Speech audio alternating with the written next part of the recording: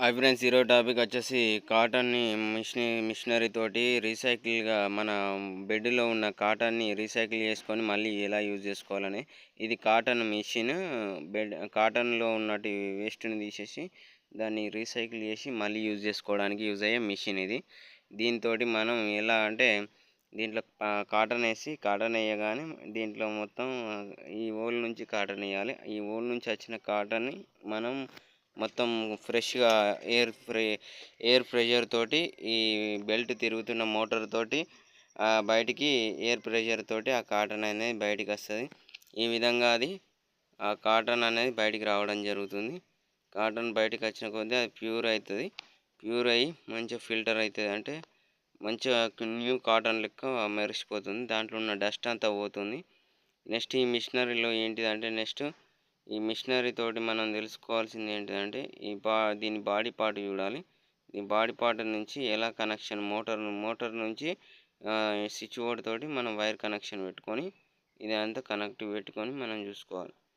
ఈ విధంగా కాటన్ అనేది దాంట్లో ఉన్న డస్ట్ అంతా పోయి న్యూ కాటన్ లెక్క మారి ఇక్కడ మనకు సాపాల పడినట్టు ఉంటుంది. ఈ విధంగా మనకు కనిపిస్తుంది. ఇది ఫ్రెండ్స్ ఇట్లా జరుగుతూ ఉంటుంది. ఇంత కాటన్ అంతా డస్ట్ ఉన్నది. ఇటు వడుడుతోటే ఇది ఫ్రెష్ అవుతుంది. ఇటు కాటన్ అంతా ఇటు వడుడుతోటి ఫ్రెష్ అవ్వడం జరుగుతుంది. ఇక్కడ చూస్తున్నారుగా, ఈ విధంగా ఫ్రెష్ అవుతుంది. మొత్తం కాటన్ అంతా డస్ట్ పోయి మొత్తం ఫ్రెష్ అవ్వడం జరిగింది. ఇప్పుడు కాటన్ లోపల ఏదైనా జామ్ అయితే ఎట్లుంటుందో అనేది చూద్దాం. జామ్ అయిన దాన్ని రెండు సైడ్లో మనం నట్లిప్పుకొని దాని లోపల ఉన్న జామ్ అయిన దాన్ని తీసేయాలి. ఇలా మోటార్కి ఇబ్బందిగా అవుతుంది. లేకపోతే ఇట్లా జామ్ అయింది తీయకపోతే మోటారు పేలిపోయే సమస్య వస్తుంది. అంటే ఖరాబ్ అవ్వడం జరుగుతుంది. ఈ విధంగా జరుగుతుంది ఫ్రెండ్స్. ఆఫ్టర్ మొత్తం క్లీన్ అయిపోయాక ఇట్లుంటుంది. ఇది బెడ్లలో మనం ఎక్కియాల్సి ఉంటుంది. ఆ తర్వాత మిషనరీ అవసరం ఏముండదు. మిషనరీ పని ఏంటిదంటే డస్ట్ ఉన్న కాటన్ని ప్యూరిఫై చేసి ఒక మంచిగా ఫ్రెష్ కాటన్గా మార్చడమే దీని పని. దీంట్లో ఉన్న ఏంటిదంటే ఇంకా ఈ కాటన్ మిషనరీలో ఉన్న డస్ట్ అంతా ఒక హోల్ నుంచి దాంతో తీసేస్తారు. తర్వాత ఈ బెడ్షీట్లో మొత్తం మనం ప్యూరిఫై చేసినట్టు కాటన్ అంది ఇన్సర్ట్ చేయాల్సి ఉంటుంది. ఈ విధంగా ఇన్సర్ట్ అవుతుంది. మనకు కావాల్సిన విధంగా ఈ విధంగా కుట్టించుకోవాల్సి ఉంటుంది ఫ్రెండ్స్. ఇది friends cotton blended mission recycling and using cotton cotton bed.